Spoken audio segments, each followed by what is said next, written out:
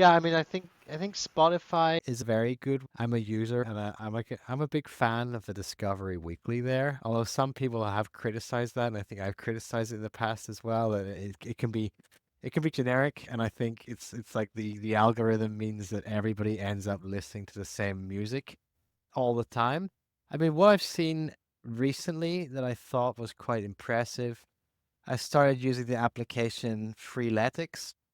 So this is an application for exercise, health and fitness, working out, and you're actually having like a personal coach, which is like a digital coach, like an AI coach, and they're monitoring the activities you're doing, giving feedback and input. You can define what your goals are. Do you just want to be generally healthy? Do you want to become like a bodybuilder or whatever you want to do? And it can tailor the plans to your needs. I thought that was quite good when we're talking about personalization. There's also like the ethical questions, which are very relevant for some people, when they think, okay, like the personalization that I'm receiving, is that coming to the detriment of my privacy? In the case where I'm only receiving this level of personalization because I'm being monitored and that data is being constantly taken from me and I'm being like constantly observed. So I think this approach was nice because the user is willingly giving that information because they know that's what they want to receive on the other end. I think that's a very good one I saw recently. The best approach to this is transparency, giving users the information they need and letting them understand what you're going to take from them in terms of their personal data, for what purposes that's for, where is that going to be stored, for how long is it going to be stored, who is that going to be shared with. These are very good pieces of information for the user to know. That can help the user make informed decisions. It's about being transparent. It gets this bad rep because traditionally this stuff is just happening in the background, until we were forced to have cookies on every experience because companies are now legally obligated to do so.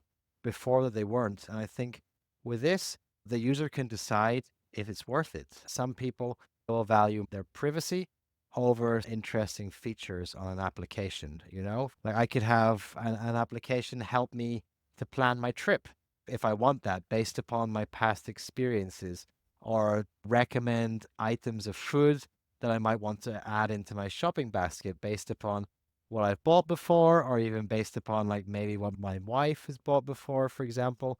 And for some, the convenience is there, but for others, they would rather just do that themselves and have their data private. So I think transparency is key, knowing like what's going to happen and the reason why.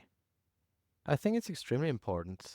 The ethics are the most important. And in the regards that I feel products, brands, the customers and users are interacting with, this is based off trust.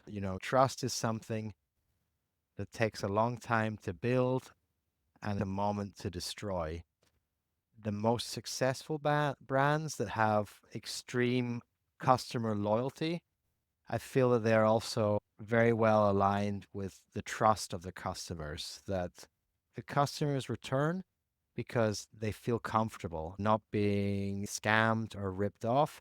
And I feel that's becoming more relevant as we go deeper into the digital age, where we're having full service design experiences, which are fully end to end digital.